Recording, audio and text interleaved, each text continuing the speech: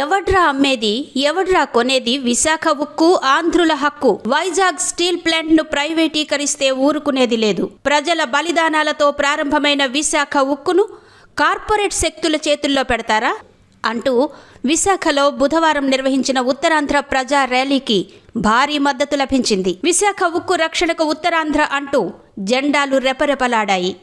Leader Ramanamurthy ఆధ్వర్యంలో ప్రజా, పౌర, విద్యార్థి, సాహితీ, కళా సంఘాలు చేపట్టిన శాంతి ర్యాలీకి ప్రజానీకం హారతి పట్టింది.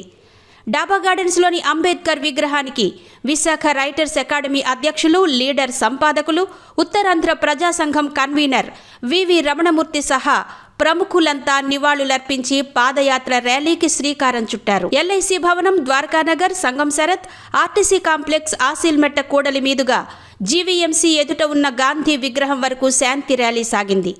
ఏపీ నిరుద్యోగ జేఏసీ రాష్ట్ర అధ్యక్షులు సమయం హేమంత్ కుమార్ ఆధ్వర్యంలో వివిధ చోట్ల జనం ఈ ర్యాలీకి సంఘీభావం ప్రకటించారు. విశాఖ ఉక్కు చరిత్రను మరవబోం అంటూ వైభవ్, లలిత జ్యువెలరీ సంస్థల ఉద్యోగులు సైతం ఈ ప్రజా ర్యాలీకి తమ మద్దతు ప్రకటించారు. కళారంగాలు తమ పదం కలిపాయి. సాంస్కృతిక రంగాలు డప్పులు మోగించాయి.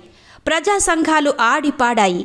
న్యాయవాదులు, వ్యాపారులు, నిరుద్యోగులు ఇలా ఒకరేంటి అన్ని రంగాలకు చెందిన ప్రజానీకం ఉత్తరాంధ్ర ప్రజా ర్యాలీకి మద్దతు పలికాయి. ముస్లిం సోదరులు సైతం తమ వాణిని వినిపించారు. ప్లకార్డులతో వీరంతా హోరెత్తించారు. విశాఖ ఉక్కు పరిరక్షణకు తామంతా కట్టుబడి ఉంటామని, విశాఖ ఉక్కును ప్రైవేటీకరించం అంటూ కేంద్ర ప్రభుత్వం ప్రకటన చేసేంత వరకు తాము నిష్క్రమించబోమంటూ లీడర్ రమణమూర్తి చేపట్టిన ఉద్యమానికి వీరంతా సంఘీభావం ప్రకటించారు. మైకుల్లో ప్రధాని మోదీకి వ్యతిరేకంగా నినాదాలు చేపట్టారు. పోలీసుల భారీ బందోబస్తు నడుమ ఈ శాంతి ర్యాలీ విజయవంతమైంది. అనంతరం గాంధీ విగ్రహానికి రమణమూర్తి తదితరులు నివాళులర్పించి గాంధీ జయంతి సాక్షిగా విశాఖ ఉక్కు ప్రైవేటీకరణను ఖండిస్తూ తీర్మానించారు. అక్కడ ఏర్పాటు చేసిన శిబిరంలో ఈ మేరకు రాజకీయాలకు అతీతంగా వచ్చిన నేతలు, స్టీల్ ప్లాంట్ కార్మికులు, ఉత్తరాంధ్ర జిల్లాల ప్రజానీకం ప్రతినబూనారు. కార్యక్రమంలో అనేక రంగాల నుంచి ప్రముఖులు, నాయకులు, గాజువాక, ఇందిరానగర్, మధురవాడ, జ్ఞానాపురం, పెందుర్తి ప్రాంతాలకు చెందిన అనేక మంది ప్రజలు, స్టీల్ ప్లాంట్ నిర్వాసితులు, ఉద్యోగులు, కార్మికులు పాల్గొన్నారు.